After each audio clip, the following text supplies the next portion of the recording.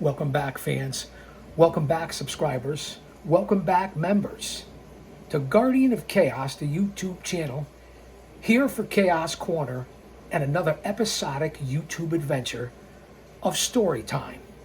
I'll say that to say this, because I tell it like it is. One man, unique, unedited, unscripted, raw dog for you, the fans. Shout out to my mods, the OTS Tribal Queen, and of course my brother from another mother, holding it down, keeping it real and maintaining, and that would be one Austin Nance. Thank you, Austin. I appreciate you being here all the time, every day. Let's jump right into it. Much needed distraction, temporary stress reliever. I can't appreciate you guys and gals enough. Here on the channel, almost 6,500 videos, 1.5 million total views. I've been uploading the late show, the late show, the early show, and the midday show to add to the collection and playlist here on Chaos Corner. Navigate the channel, become a member. It's only $2.99. It's a great way to support the channel. Not needed, but much appreciated. You get members only videos, you get certain emotes. It's a beautiful thing. At the very least, because it's free, drop an elbow on that like button. Maybe give it an eye rake. Pick up your fucking chair and smash it. Share, subscribe, tap that bell, leave a comment. Follow me over on Twitter, aka X, at Big Daddy GOC. And the GOC stands for the Guardian of Chaos. Follow my 2 accounts on Facebook. It's a little more personal. J Brony, just like it sounds, J Brony. And of course, in honor of my heritage, Prodigio Fidelis El Guardian. We're going to jump off all the other social media platforms. Meet me back here for story time on the YouTube channel. Because this isn't a podcast. This is a fucking show. Notes on a Bus. Willie Nelson. This ought to be an interesting ride. Heroes of a Texas Childhood by Kinky Friedman. And I'm sure at some point we'll be interrupted by this AI mechanical bitch who you know I have heat with, and I apologize for the coarse language. I'm a little cantankerous, man, but it's story time. I'm on Willie Nelson's tour bus. Let me know what you think of the original content. Let me know what you think of changing up some of the content that I push out on this channel. I've been really changing it up a lot with the shows. 135 videos last week alone. This week I'm already up to probably 30 or 40 videos. Nobody works harder for you than I do. It's a Bloody Mary morning at 4:45 a.m. I'm loitering in the parking lot of a convenience store on the outskirts of tedious Texas, watching a large male projectile vomiting on the only payphone in the place. Not an auspicious beginning. The mission? To travel across America on the bus with Willie Nelson. Sit back and relax, fans. This is going to be a good one. By dawn's early light, I'm aboard Willie's beautiful touring bus. The only other 2 occupants from being Willie's driver, Gates Gator Moore, and Ben Dorsey, who at 65 is said to be the world's oldest roadie, having worked for every major country star in the firmament, including a long stint as John Wayne's valet, the Duke. Someone was detected at your front camera. Do you see what I'm talking about? Just know that I'm watching, and now you know that I'm watching, and you know that I know that I'm watching, and I know that you're watching. John Wayne. We're going to saddle up and mosey on down to the K-Rail, Yaha. Focus, Chaos, focus. Let's get back to the story here. I have amnesia and deja vu at the same time. I think I've forgotten this before. You guys get it, right? John Wayne. I mentioned that being Willie's valet must be easier since the only accoutrements he employs are a pair of tennis shoes and a bandana that's been carbon dated and found to be slightly older than the Shroud of Turin. Google it. Or don't Google it. Go it. Dorsey doesn't respond. The bus lurches onto the highway. Here we go. We stopped to pick up Willie's sister, Bobby Nelson, keyboard player for the band. She's charming and a gracious lady, and she likes men who smoke cigars on buses. I don't know what that means. Use your own imagination. Use your own discernment, as I always say. Bobby's known Willie longer than anyone on the planet. She says, he was my little brother, now he's my big brother. I think about my own relationship with Willie. He and I, been friends for a long time. And one of the secrets of our enduring friendship is that we've usually stayed the hell away from each other. A lot to be said for that. I don't want to trick the prey, but I don't want to catch him either. The situation is somewhat uncomfortable and reminds me of Oscar Wilde's description of a fox hunt. Take out your notebooks. Write this down. Class is in session. The unspeakable in pursuit of the inedible. We pick up the man who was once Bobby Nelson's little brother, in Abbott, Texas, the place where he was born and now lives with his new love, Annie.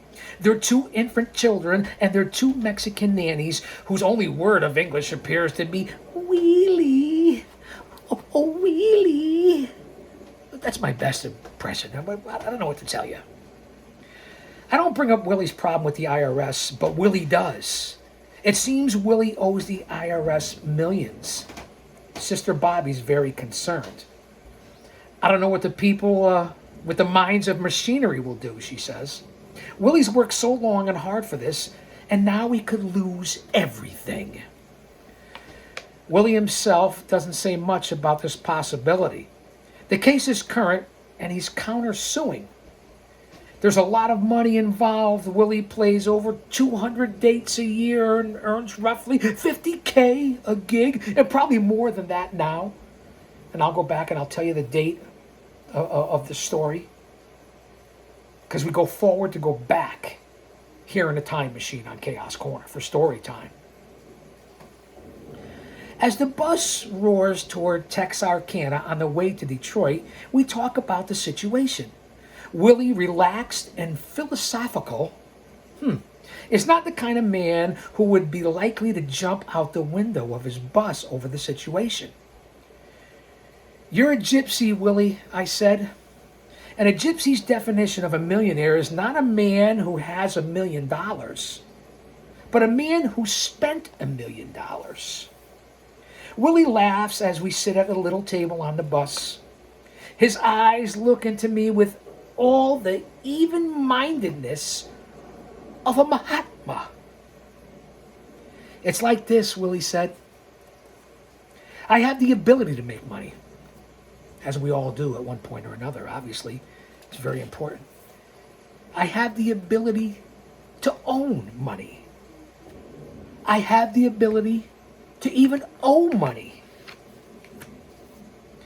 I have the ability to spend money, and I'm proud of it. I'm the perfect American, to quote Willie Nelson. The bus moves like a patient brush stroke across the Sapia, Arkansas twilight. If I said that correctly, bear with me. I'm reading this along with you for the very first time. We're doing this together, man. That's why you're here. So you're better off when you walk out of here than when you fucking walked in here. So you actually learn facts, not just opinions and viewpoints. So you can hold a conversation at the water cooler, your next venue, your next concert, your next event, around the barbecue, the holiday season, the picnic table, the water cooler, The pub, the tavern, the restaurant, wherever the fucking is it you hang out at, man.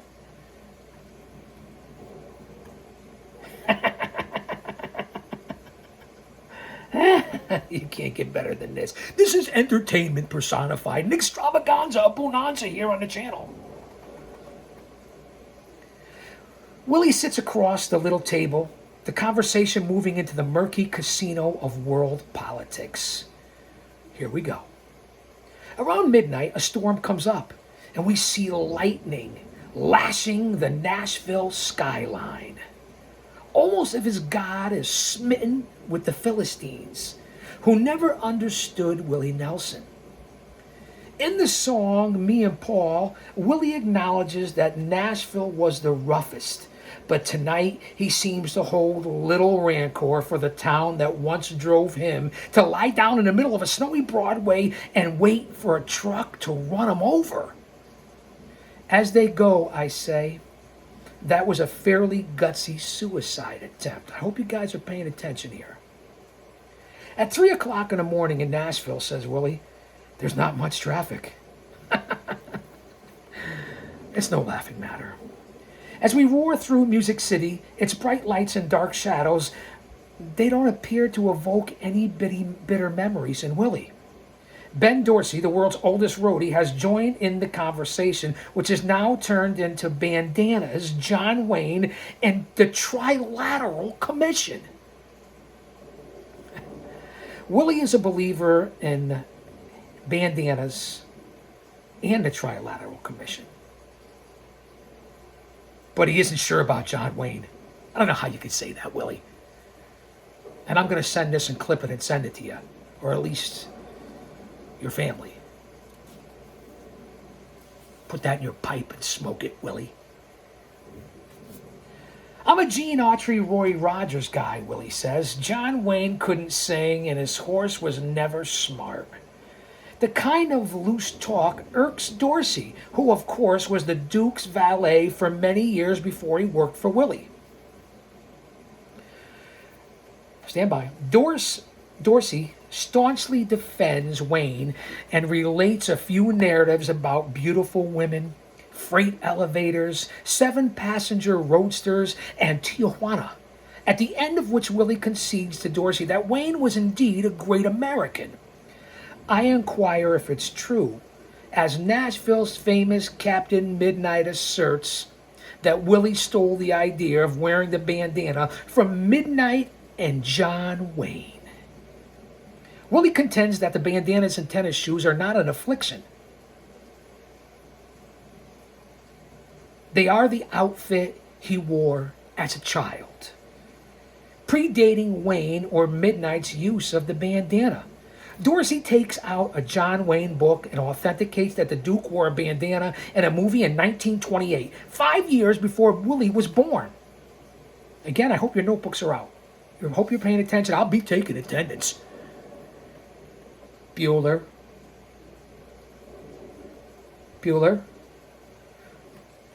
Anyone? I'll be taking attendance. That never gets old. I'll be taking attendance. Do you ever think of becoming old, I ask? I was old before it was fashionable, Willie says. Even to this day, I don't know, what's Willie, 90 years old? Still performing? Still on the road? That's why this is pertinent to the channel and what we're trying to do here. That's why, hence the book of A Texas Childhood Memories. We stop at a truck stop on the other side of Nashville to pick up guitar genius Grady Martin. Everyone gets off the bus to eat except Willie, who usually stays on, substituting almost entirely on fried egg sandwiches to go, and bee pollen. A buzz buzz. A buzz buzz. Who remembers that? A buzz buzz. John Belushi, Dan Aykroyd, SNL, back in its golden era. A buzz buzz. Bee pollen. In the early hours of the morning, during the long haul to Detroit, Willie speaks forth on one of his favorite causes, the American farmer. A great cause. Russ is giving its land back to its farmer, Willie says. And here we're taking it away, especially selling it and allowing China to come in. But I don't want to get into all the politics. But this is a little different than pro wrestling and the IWC and sports entertainment, which I present a lot and what this channel is mainly based on. But when it comes to story time, as you're seeing by all the shows that I've been uploading, 135 of them last week alone, we're changing up the content, coming up with entertainment, TV, sports, theater, improvisation, movies, along with the world of pro wrestling. The Russians apparently have asked Willie to speak to the Russian farmers about trusting their government. Good luck with that. Something the Russian people haven't given serious thought to in over 70 years. I don't know how I could tell the Russians to trust their government, he says, when I don't even trust my own. And I agree with Willie Nelson on that one. When I wake up in the morning and we're in Detroit, it's already morning. Everyone's already checked into the hotel except Willie and myself. I pour some coffee and peek around the curtain to find that the bus is parked right next to a green lawn with a canopy and many nice, respectable-looking suburban, we'll say complex, having brunch. Willie pulls the curtain back ever so slightly and peers out at the scene like a storybook princess in a tower. He can never be one of these people. I realize his gypsy lifestyle has incredible celebrity and his standard wardrobe all mitigate against it. But if he's a prisoner, I figure may as well interrogate as I go through the story. How many songs have you written? I ask him. About 1,000, Willie says. How many kids do you have? About 1,000, he says. How many wives have you had, Willie? 4, he says. How many albums have you made? Over 100. How many cars have you wrecked? Willie says over 100. Ever really been broken-hearted?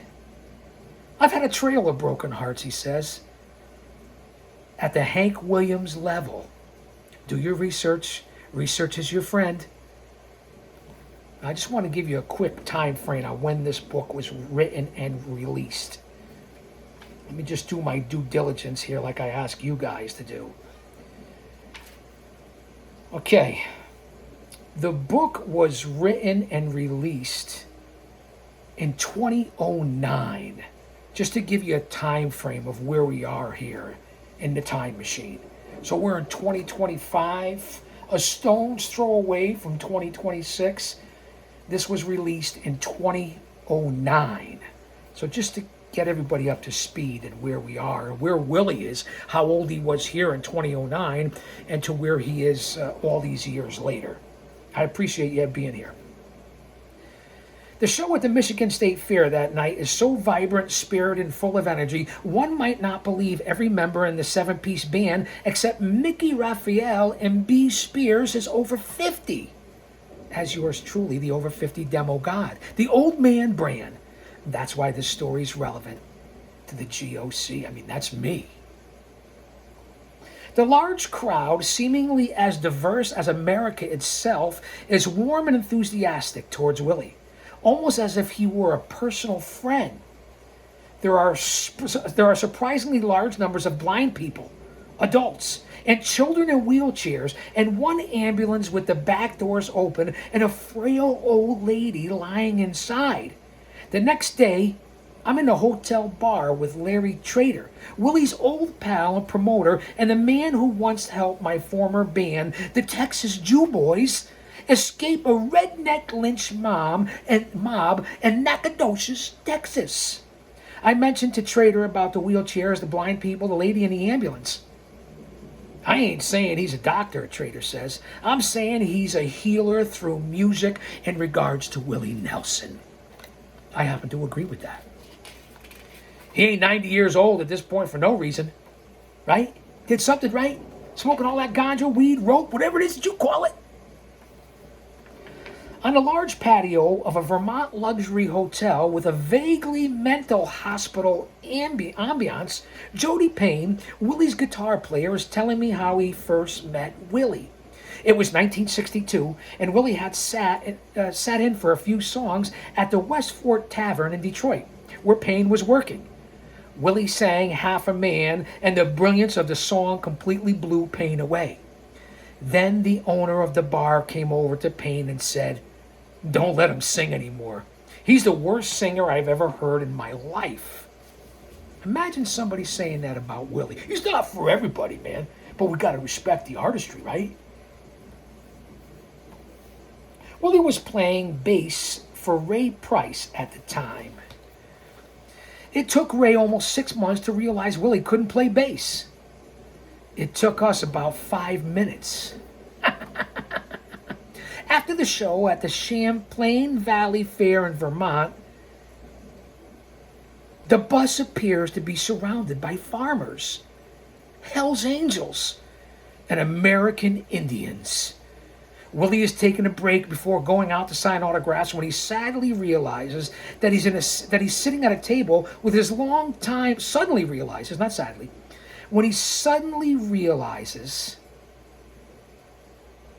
that he's sitting next to his longtime manager, Mark Rothbaum and Mickey Raphael. Remember these names. Seizing the creative opportunities of the moment, Willie works out a spontaneous improvisation on his song, "Why Do I Have to Choose?"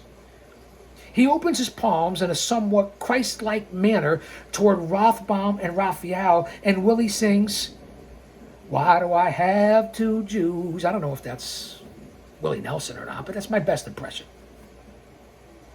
When Willie goes outside again to meet his fans, I take the chance to wander around backstage at the fairgrounds.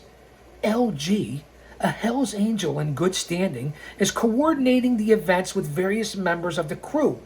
Gator's organizing the routes with the drivers of the 3 other buses in the entourage, one of which belongs to Shelby Lynn, a young female singer who's opening for Willie and who has one of the most undecaffeinated voices I've ever heard this side of Janis Joplin. Now this is history. Pootie, who first met Willie on the gangplank of Noah's Ark, is overseeing the removal of tons of equipment from the stage. Willie's family is packing up to get back on the road. They're a ragged, eccentric, efficient crew who look for all the world like a band of gypsies who've broken into a Rolex distributorship. Distributorship. You guys know what I'm talking about. Distributorship. Hello, McFly. Is anybody home? Again, I'm reading this with you for the very first time. We're doing this together. That's what I do here on Storytime for the most part. As the fairgrounds empty, I am left with after images. Walking to the crowd as Willie sang "Georgia on My Mind," evoking the spirits of Hokie Carmichael and Richard Manuel. Every person in the back of the huge fairgrounds seeming to listen to every word and every note. Angel flying too close to the ground. The metal spokes of the wheelchairs. The pulsating neon spokes of the giant Ferris wheel in the nearby field. A world away. Childhood is close by, but you can't quite touch it. Blue Eyes crying in the rain. Sister Bobby playing Down Yonder in a style that seems to flutter bravely like a balloon escaping to some beautiful place between a little country church and an old New Orleans brothel. Just another scene from the world of broken dreams. The nightlife ain't no good life, but it's my life. Coming from experience. Trust me when I tell you. I recall walking along the back of the fairgrounds, listening to Willie sing, standing in the throng, thinking the thoughts of a lifetime. You were always on my mind. You were always on my mind. Willie's voice is not what it's traditionally considered a good voice, but it's a great voice and one that is capable of making you cry and comforting you at the same time. I feel a palpable sense of history passing, ephemeral as the drop-blurred voices on a midway ride, and yet I know something will stay. Take out your dictionaries about the words that I'm talking about. They're tongue twisters, that's for sure. Earlier backstage, Willie looked out at the crowd. That's where the real show is, he said. 99% of those people are not with their true first choice. Willie smiled. Then he added almost to himself, that's why they play the jukebox. That's right, the jukebox. Does anybody out there remember that? A jukebox, an actual jukebox in a diner, a bar, a restaurant? As we slowly pull out the fairgrounds, the curtain is open a bit, and Willie's looking out the window of the bus. There appears to be in the crowd of a face of a young girl who suddenly sees him. Her countenance reflects reflects first disbelief, then a sort of gentle reverence, then the absolute innocence of wonder. Bobby Nelson's little brother smiles at the girl. The scenery changes. I get back to my notebook, just like here at Chaos Corner, and I realize that there are some things Willie Nelson has that the IRS can never take away. Thanks for being here for a special edition of Story Time. On the bus. And notes on the bus. Come on back. We're going to continue to review Kinky Friedman's book, Heroes of a Texas Childhood. I hope you enjoyed it. Let me know what you think. We went about 25 minutes, almost a half an hour. And once again, all jokes aside, character gimmick aside, this is coming from me, the GOC. I can't thank you guys enough for being here. It means a lot to me. Stay mentally, emotionally, physically, and spiritually fit. Use your own discernment. Surround yourself with like-minded people. In order to get respect, you have to start with respecting yourself. Once you do that, you open other people's minds to respecting you. Because there's three types of people in this world. Those who don't know what happened, those who wonder what happened, and people like the GOC that make things happen. Again, navigate the channel. You'll be surprised at the content that you find. I'll say that to say this, because I tell it like it is. Don't you dare miss it.